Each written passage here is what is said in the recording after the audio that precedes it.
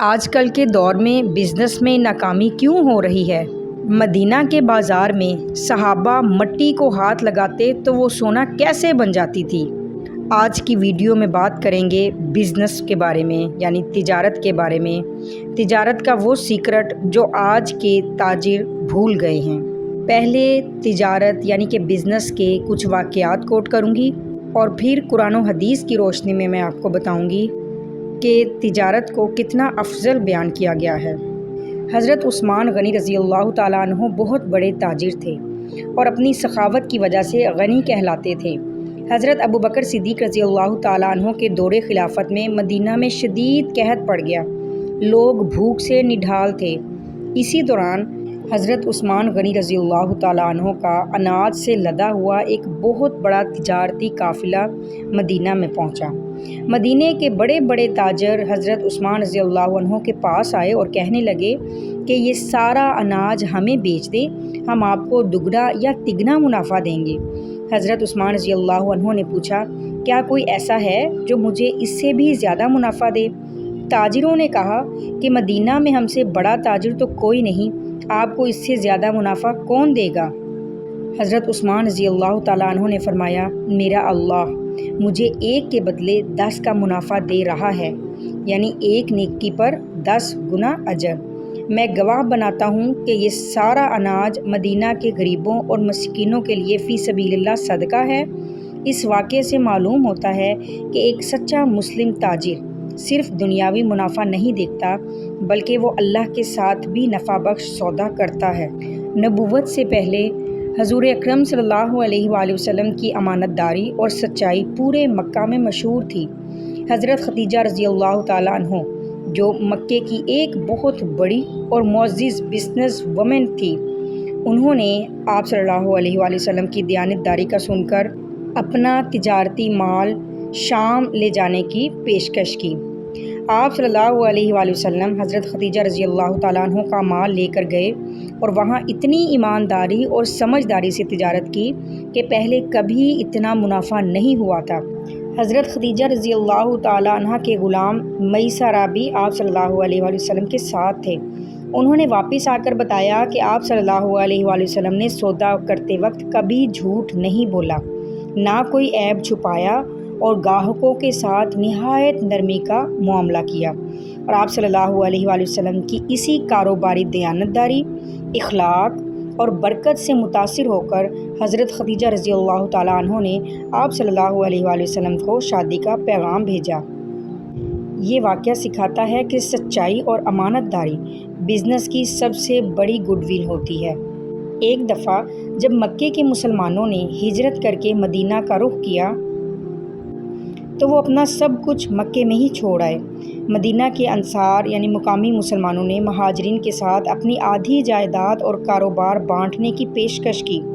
حضرت عبد الرحمن بن عوف رضی اللہ تعالیٰ عنہ کے حصے میں جو انصاری بھائی حضرت سعد بن ربیع رضی اللہ تعالیٰ عنہ آئے، وہ بہت امیر تھے۔ انہوں نے کہا کہ میری آدھی دولت آپ کے لیے ہے۔ حضرت عبد الرحمن بن عوف رضی اللہ تعالیٰ عنہ نے غیرت اور خودداری کا ثبوت دیتے ہوئے فرمایا، اللہ آپ کے مال اور اہل و عیال میں برکت دے، مجھے کسی چیز کی ضرورت نہیں، بس تم مجھے مدینہ کا بازار دکھا دو۔ وہ بازار گئے، معمولی چیزوں جیسے پنیر اور گھی سے تجارت شروع کی اور اپنی محنت اور ایمانداری کے بل بوتے پر چند ہی سالوں میں مدینہ کے امیر ترین تاجر بن گئے۔ وہ فرمایا کرتے تھے کہ میں مٹی کو بھی ہاتھ لگاتا ہوں تو اللہ اسے سونا بنا دیتا ہے، یعنی ان کی تجارت میں اتنی برکت تھی۔ یہ واقعہ سکھاتا ہے کہ بزنس میں اپنے پاؤں پر کھڑے ہونا اور مارکیٹ کو سمجھنا کتنی بڑی حکمت ہے۔ فقہ کے مشہور امام ابو حنیفہ رحمۃ اللہ علیہ کپڑے کے بہت بڑے تاجر تھے۔ ان کا یہ اصول تھا کہ وہ اپنے کپڑے کا ہر عیب گاہک کو پہلے خود بتا دیا کرتے تھے۔ ایک بار وہ خود دکان پر موجود نہیں تھے اور ان کے پارٹنر جو ان کے ساتھ بزنس چلاتے تھے، انہوں نے ایک ایسا کپڑا بیچ دیا جس میں معمولی سا عیب تھا اور گاہک کو اس عیب کے بارے میں بتانا بھول گئے۔ جب امام صاحب دکان پر آئے اور انہیں معلوم ہوا تو وہ بہت پریشان ہوئے۔ وہ کسٹمر جا چکا تھا اور اس کا پتہ بھی معلوم نہیں تھا۔ امام ابو حنیفہ رحمۃ اللہ علیہ نے اس پورے تھان کی فروخت سے حاصل ہونے والی ساری کی ساری رقم صدقہ کر دی تاکہ ان کی حلال کمائی میں شک کا ایک تنکا بھی شامل نہ ہو۔ ان تمام واقعات سے معلوم ہوتا ہے کہ اسلام میں تجارت صرف پیسہ کمانے کا نام نہیں ہے، بلکہ یہ اخلاق، امانت داری اور لوگوں کی خدمت کا ایک بہترین ذریعہ ہے۔ قرآن پاک اور احادیث مبارکہ میں تجارت کی بہت زیادہ اہمیت ہے، فضیلت اور اس کے اصول بیان کیے گئے ہیں۔ اسلام نے حلال طریقے سے رزق کمانے، خاص طور پر تجارت کرنے کے بہت زیادہ حوصلہ افزائی کی ہے۔ قرآن پاک میں اللہ تعالیٰ نے تجارت کو نہ صرف جائز قرار دیا ہے بلکہ اسے اپنا فضل تلاش کرنے سے تعبیر کیا ہے۔ تجارت کی اجازت اور سود کی ممانعت۔ قرآن پاک میں ارشاد ہے وَأَحَلَّ اللَّهُ الْبَيْعَ وَحَرَّمَ الرِّبَا، ترجمہ اور اللہ نے تجارت کو حلال کیا ہے اور سود کو حرام کیا ہے۔ باہمی رضامندی سے تجارت کا حکم۔ یا ایھا الذین آمنوا لا تأکلوا اموالکم بینکم بالباطل الا ان تکون تجارۃ عن تراض منکم، ترجمہ اے ایمان والو، ایک دوسرے کا مال ناحق طریقے سے نہ کھاؤ سوائے اس کے کہ تمہاری آپس کی رضامندی سے تجارت ہو۔ نماز کے بعد رزق تلاش کرنے کا حکم بھی قرآن پاک میں آیا ہے۔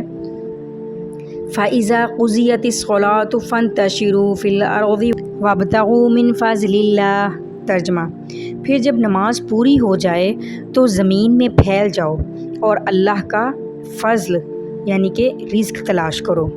تجارت کے حوالے سے احادیث مبارکہ بھی درج ذیل ہیں۔ نبی کریم صلی اللہ علیہ وسلم کا ارشاد ہے جس کا ترجمہ درج ذیل ہے، سچا اور امانت دار تاجر قیامت کے دن انبیاء، صدیقین اور شہداء کے ساتھ ہوگا۔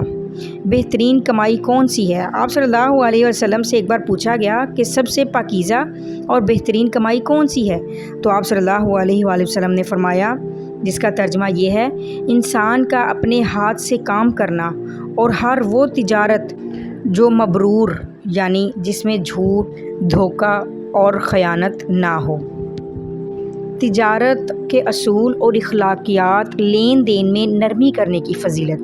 رسول اللہ صلی اللہ علیہ وآلہ وسلم نے فرمایا، جس کا ترجمہ درج ذیل ہے، اللہ اس شخص پر رحم کرے جو بیچتے وقت، خریدتے وقت اور اپنا حق مانگتے وقت نرمی اختیار کرے۔ دھوکہ دہی کی ممانعت۔ ایک مرتبہ آپ صلی اللہ علیہ وآلہ وسلم بازار سے گزرے تو ایک اناج کے ڈھیر میں ہاتھ ڈالا، اندر سے اناج گیلا تھا۔ آپ صلی اللہ علیہ وآلہ وسلم نے تاجر سے پوچھا، یہ کیا ہے؟ اس نے کہا، بارش کی وجہ سے گیلا ہو گیا تھا۔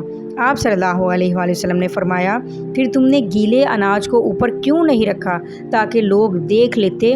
پھر فرمایا، جس کا ترجمہ یہ ہے، جس نے دھوکہ دیا وہ ہم میں سے نہیں۔ قسمیں کھا کر مال بیچنے کی ممانعت۔ آپ صلی اللہ علیہ وآلہ وسلم نے فرمایا، جھوٹی قسم کھانے سے مال تو بک جاتا ہے لیکن اس سے برکت ختم ہو جاتی ہے۔ ناپ تول میں کمی کی سزا۔ قرآن پاک اور حدیث دونوں میں ناپ تول میں کمی کرنے والوں کے لیے سخت وعید آئی ہے۔ قرآن پاک میں فرمایا گیا، ویل للمطففین، تباہی ہے ناپ تول میں کمی کرنے والوں کے لیے۔ اور آپ صلی اللہ علیہ وآلہ وسلم نے فرمایا کہ جو قوم ناپ تول میں کمی کرتی ہے اللہ ان پر قحط سالی اور مہنگائی مسلط کر دیتا ہے۔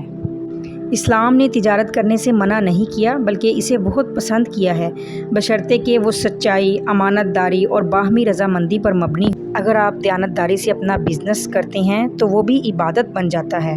اس مہنگائی کے دور میں آپ کو بزنس پر فوکس کرنا چاہیے۔